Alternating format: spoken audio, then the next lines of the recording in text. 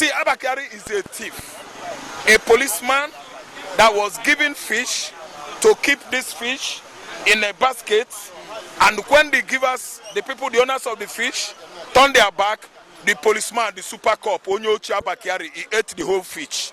He was arrested in the act of drug peddling and selling, drug transaction by Buba Marwa when he was the chairman of NDLA. He apprehended Abakari. And Abakari was having many cases of what? Fraud, advance fee fraud, internet fraud, hanging on his neck. It was committed in the jurisdiction of USA, and US was questioning for extradition from Nigeria to bring Abakari into the United States for trial. Nigeria government played game.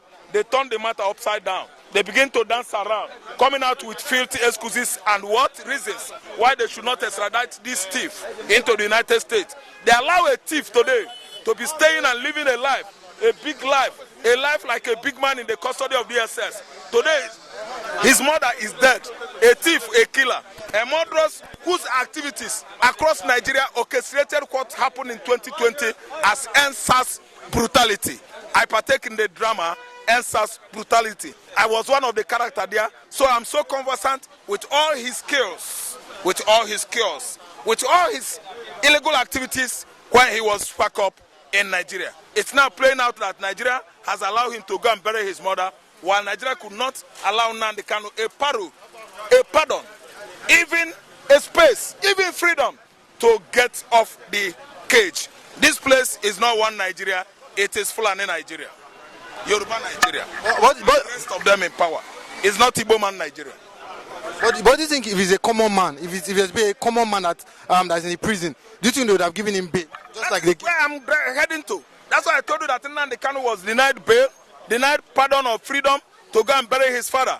It was, let me tell you, they don't regard themselves as common man. Nigerian public office holders, they regard themselves as sacred cows, that they are more blessed than the subjects, the people they are ruling, the people they're supposed to deliver leadership or what we call stewardship to. What we have here is still monarchical system of government. The president is regarded as a king, the governor is regarded as a king. They are all thinking divine. They think that they are divine. God did not make Tinubu president. Tinubu is ruling Nigeria with iron hand. And what we have here is not a democratic setup. What we are seeing playing out here is a militocracy. A system of government whereby the most people that are in control are wearing AK-47 and AK-49 to the entire citizenry of the country. See, let me tell you, we are not one Nigeria.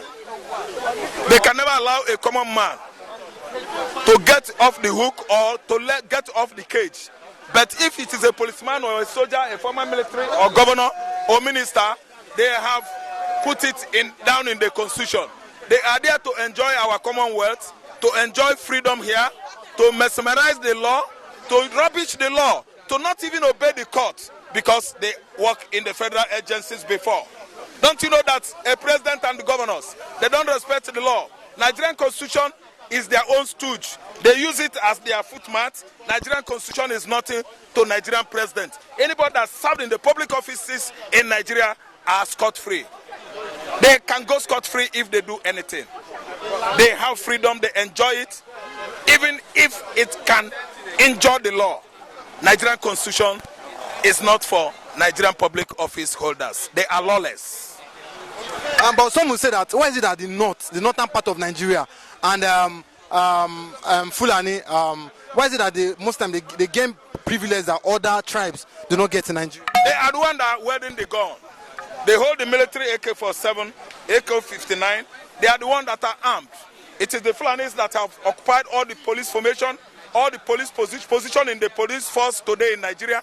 Everywhere in the Nigerian military, every offices, every agencies within that enclavement of Nigerian army are being filled up by Fulani.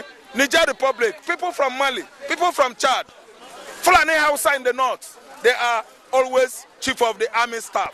They are always chief of defense staff. The Fulanis, these Hausas, they are the one holding the guns in Nigeria. So most of the benefits in the federal level have been enjoyed by this set of people. Igbo man has no say there because Nigeria is for their Nigeria. Yoruba man has no say there because Yoruba man has already fidgeted out.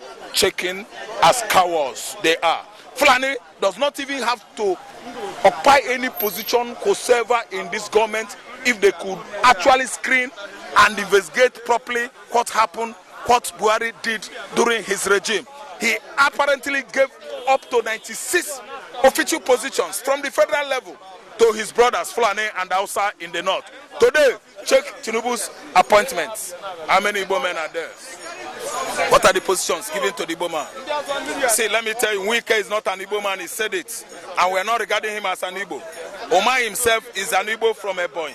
If not because of his good performance when he was a governor of Ebonyi State, I don't think Omar will have any whatever accolades or quality or whatever effrontery that is within his reach to be in that position. Listen and listen good. Nigeria is for Hausa, Fulani, Yoruba, and the rest of them. It's not for Igbo man. Listen to me. We are on our own, and we must go. See, Biafra ideology has been deposited in Igbo man's hearts for many years ago, before inception of Nigeria in 1914. We are thinking Biafra. We thought like Biafra. 18th century when British were here, we thought like Biafrans, and we have Biafra ideology. The Igbos in Sierra Leone, the Igbos in Congo, the one in Veranda Po, Equatorial Guinea, the ones that have been settled in Gabon, Cameroon, Congo Brazzaville, name them, they think like and reason like Biafrans. So what happened is that the solution, only solution now, is for everybody to go. Because Hausa Fulani, all of them from the Sahel countries, they are the ones that are enjoying all the official position, all the federal position, federal agencies in Abuja, everywhere in Nigeria. The Fulanis, the Hausas. If they want to put someone else, it is the Yorubas. The best thing is to allow the Igbos to go their various way. Not that we are not going. I don't think it's going to escalate up to fully military war. Again, no, never. We use diplomacy, and we are going to use dialogue. And the pogroms continue. We are fighting. Nigeria is a country of illegality where lawlessness, goes on and on and on. I can only remember so vividly that when Nnamdi Kanu's father died and his mother, he came for the burial, federal government of Nigeria could not allow Nnamdi Kanu access to his father's compound. And today we are seeing a terrorist police, a killer police, a scam police, a drug addict police, a drug trafficker police, a drug trafficking police, Abakari, is about to go and bury his mother. Fulani government under Tinubu allow Abakari to go and bury his mama. That is, we show you the kind of country we have, and we are saying we are one Nigeria. Why not allow Nnamdi Kanu to go and bury his mother? Why not release Wazirika when he was arrested during Jonathan regime or Yaradua to go and bury his mama? Are you listening to me? It was Yaradua that released him. But Jonathan was dragging his foot like a mugu. He could not release her for Wazirika to go and bury his mother when his mother died. I think you understand. So what we are seeing here is a Nigeria that is for them. A Nigeria for the North. A Nigeria for the Yorubas. A Nigeria that is only for the northern region. A Nigeria that is for Niger Republic, Mali, Senegal, Burkina Faso and Chad. A Nigeria that is not for Igbo man. Abakari that commits, which Nigerians know what Abakari have committed in this country. You understand? I sit on officer. So if you see an officer in police, you understand? That always the police, they are the one. If you pick 1 naira, if you take 1 naira, they will put you inside bar. Look at what Abakari commits. Now, because of one thing or another, the mother died or this, you understand? You want to give her birth to go and bury your mother. That is injustice we are talking about. I tell you that I've always said that this country cannot work. The country is not working. This is not one Nigeria. And I tell you that if that an Igbo man that commits what Abakari commits, they can never be given bail. Ordinary medical shock-up, they cannot give him man Nnamdi Kanu. Nnamdi Kanu requested for medical shock-up alone. Nigeria refused. But now they resist Abakari 2 weeks to go and bury his mother. That's what I always say. I always say to you people that this country, is by forced marriage. It's illegal marriage. The country is illegal marriage. It's my first marriage. That's what I always say.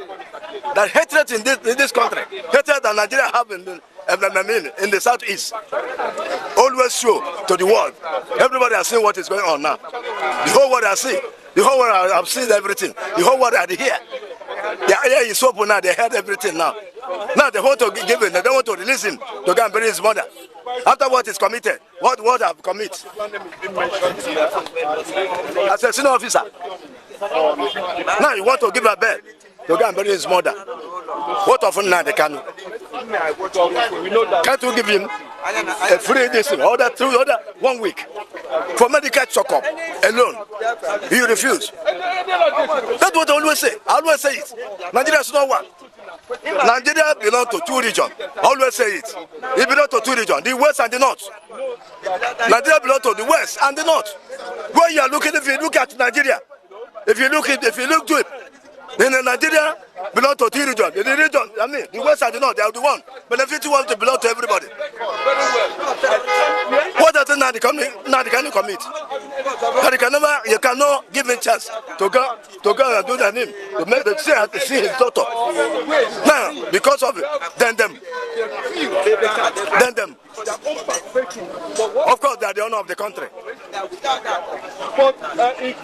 Whatever they do, they will be free. Anyhow, they will be free. They will free them. But if it's an Igbo man, they are only Sunnis. They are only Sunnis. They will have justice. If it's an Igbo man, they are only Sunnis. They will bet you one side. But look at them. They always commit. What they commit, end of the day, they will go back here the discussion. End of the day, the case will perish. You can never hear the case any longer. But it's an Igbo man. Look at what they are doing. Look at how they using this former CBN governor. Emevre. Because they call it Emevre, they send Igbo man. Then they forget that Emevre won't come under Abakari. Emevre cannot take decision without the chief boss, the boss. He can never take decision without the boss. Without the commander-in-chief of armed forces of Federal Republic of Nigeria. Emevre just appointee. Buhari put in there. He can never take decision without taking order from his boss. No. Now look at how they're returning Emevre like egg. They do the romance like egg. They do it like say na slave. But now Abakari, they want to bring him to go and bury his mother. What a country. What a country, my brother. What a country. That is what I always say. That injustice we are talking about in this country. The injustice is always here.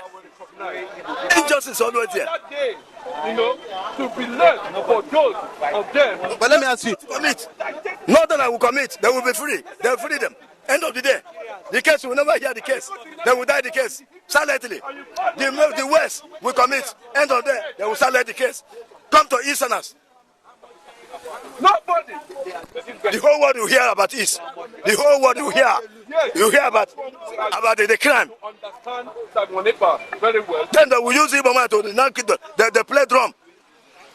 They will use Igbos to play drum. Everybody, to be on inflation.